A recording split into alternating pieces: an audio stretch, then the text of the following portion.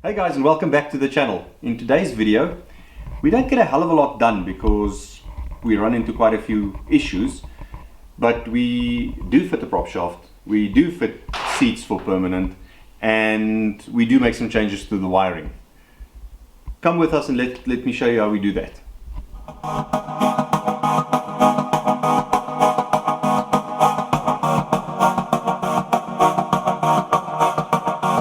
We have our prop shaft.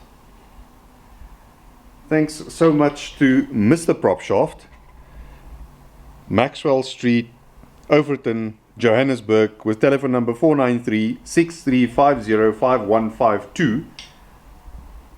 Spencer, you're a legend. Thank you very much for all the effort that you made on this thing. Guys, I can absolutely recommend their work. They were absolutely great to us. Spencer even included the bolts that we need to tie this oak up back to the diff. We obviously had to take out our connection to the diff, this flange, because it was a wee bit non-standard and they had to manufacture this guy for us. But there she is, one drive shaft. Let's stick it in the car. In some future video, we chatted to Spencer and we're going to make a special video on how to manufacture a prop shaft and what's important and what you need to look out for, etc, etc. So that'll be some future video. Let's stick this thing in the car and see how it fits. Our small mistake, of course, is we removed this flange to be able to get it measured, not immediately realizing that this also acts as a bearing and a seal for the end of the diff here. So yeah, most of our diff oil ran out, so the smell, this place stinks from what did you say? A few weeks later. What he said. So once we get the stuff in here, Brendan is going to have to do his little magic trick again and fill the diff up with oil again. Well, I'm not putting it on the engine, so I don't know what else is there. So how this works, you've got this elongated, how's that? I read a quarter page of the dictionary last night. You've got this elongated portion which slips into the gearbox there, and it doesn't go all the way because it allows you a little bit of movement over here so that you can compensate on the back and tie that down but still have sufficient movement on the front of here. Brendan is taking off the brace so that we can maneuver this guy into that little tight spot. There's also a good chance that we're going to have to cut off the front brace here and maybe move it a little bit, possibly, just due to the place where the gearbox is situated at the moment. Not 100% sure. This is the beauty of building a kit car. You figure it out as you go along.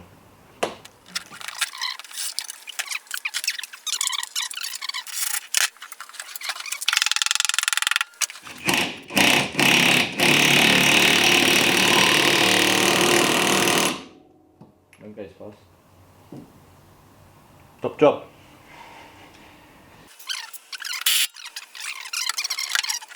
Okay, itty bitty little problem.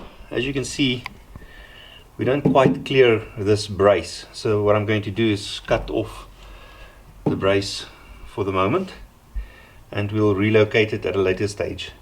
It's quite important to have these braces across the drive shaft, because if the drive shaft breaks, it prevents the drive shaft from coming through that little flimsy little fiberglass cover and hit you in the face or worse. So these things have to go back. So just as a matter of interest, we're going to work with a grinder at the bottom over here, sparks, there's oil over this area, and we're very close to the fuel lines. So Brendan is going to hang on to the fire extinguisher for us there. Someone went tool shopping. I don't know who.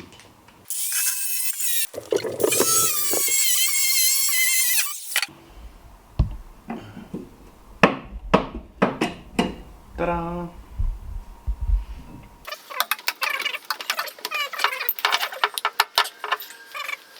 Okay, so for the next job, now that the drive shaft's in there, we realized, wag 'n bietjie. So when we fitted the drive shaft, we noticed this wee little problem. Note how that doesn't quite reach there. This hoop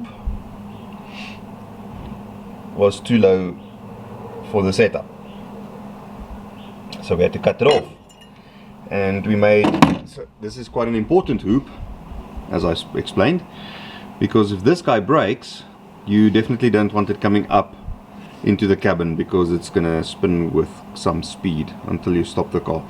So we need to put some additional hoops here, and what we're quickly going to do is, I cleaned off here, I'm going to clean off the other side, cover these fuel lines with wet rags, and then we bent 2 new hoops that's going to get welded into here, roughly in this position, just to make sure that if this guy breaks, it doesn't come up. I could destroy here, I don't care, as long as it doesn't come up.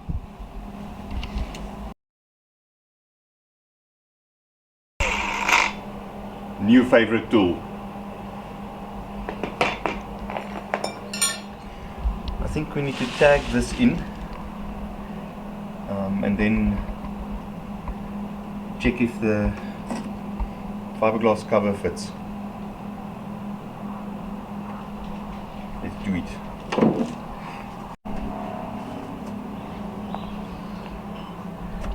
Hold on. There you go.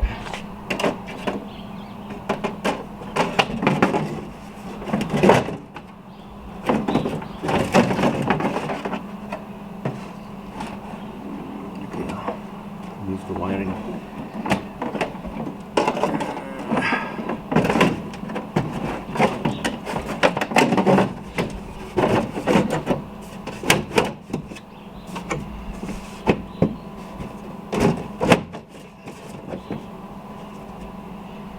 Perfect.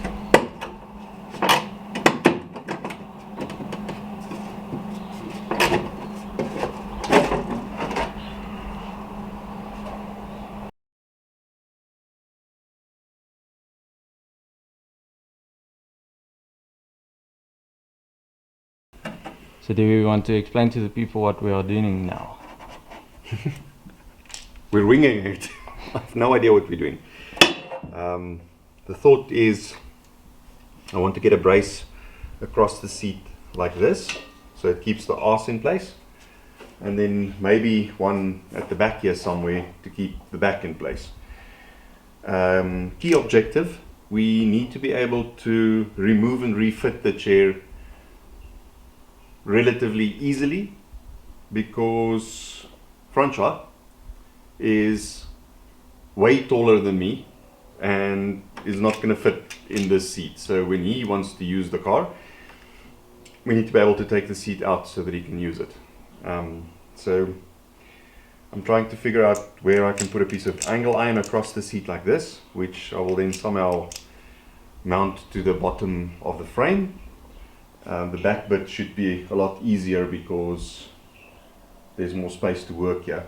What we did is, I sat in the seat, got the right driver's position, and we marked the seat here and there, just to give us 2 rudimentary reference points of where the seat needs to be. And now we're winging it, we're making it up as we go along. I did cut out the little triangle over here, which we'll make neat later. This is obviously for the harness to go through. There will be harnesses coming from the sides, and there's more little for the harnesses coming from the back, so that you can fit a 5-point harness. I can't remember if we bought a 4-point or 5-point harness, but we do have one. I'm a big fan of a 5-point harness though, because a 4-point harness, as you know, in an accident situation, not the most awesome situation. That's what we're trying.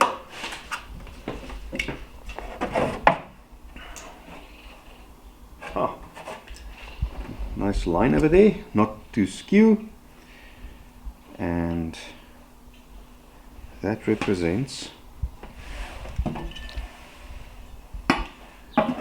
this. That's ideally where we want it. Yep. So now we're going to check if we can get 2 screws through here to hold this onto the seat, and then we'll give this a lip or something to be able to bolt it into the frame. Aren't the screws going to bother us? Hmm? Aren't the screws going to bother our bumps? I'll take some, we've got some yoga mat. So I was thinking Oh, of cutting okay, a little yeah. bit of yoga mat Yeah, to, just to fit on there. to cover this bit. Maybe get a black one. Just some yoga mat. Because this, I think, is going to get hard after a while. Yeah, just on the bottom, not on the back as much. Yeah. Alrighty. Let's see if we can get this sorted out. Not the straightest line in the world, but at least we've got an idea of where it needs to sit. Yeah, this is obviously quite stressful, because the moment I start drilling holes in this thing and tying things down, you sort of committing, and then that's going to be the ultimate spot. Eh, whatever. I'll stuff them up, I'll buy new ones. The nice thing, of course, is when you figure it out for one side, you're figuring it out for both sides. So whatever we do this side, we can just go and copy paste on the other side, which will be a lot easier to get that one in. If you know of a better way to do this, comment and tell us, although it's going to be quite late, because this will have been done. Yeah, a bit late, eh? Eh, we help the next guy. True. I think at the end we should do like a series of things we did versus things we should have done. Yeah, I've been working on a little list of things I wish I knew Yeah. before I started this. Now, it's a good thing we've got video editing, because if we showed all the stuff we did wrong.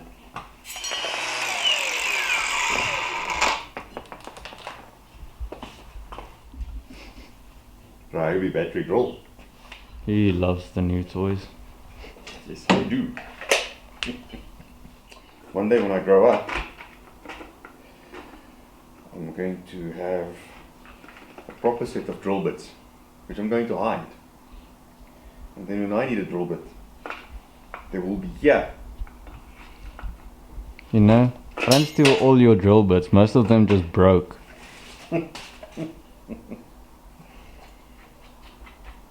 Maybe I stole your Allen keys, but I don't know where you put them the last time you used them. But the drill bits, I don't use as often. Mom uses them more than I do. Your mother uses drill bits. Yes, What for? to make plant sewing boxes. Seeding boxes. Same. Those things. Yes. Ooh, people are going to assault you for drilling onto an anvil. Just making marks. How's this up? Exactly. Those will work perfectly.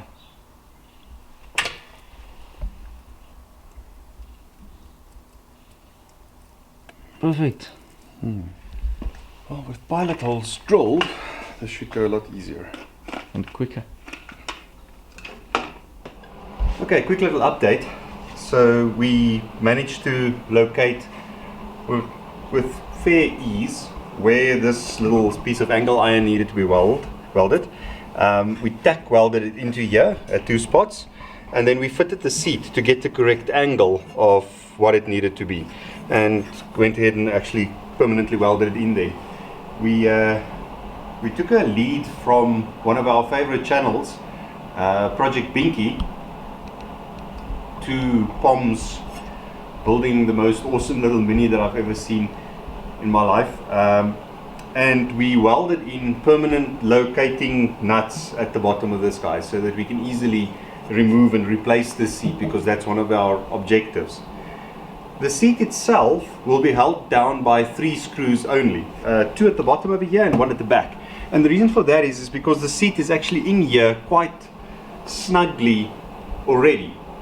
You don't need the seat to be in there overly engineered or anything like that.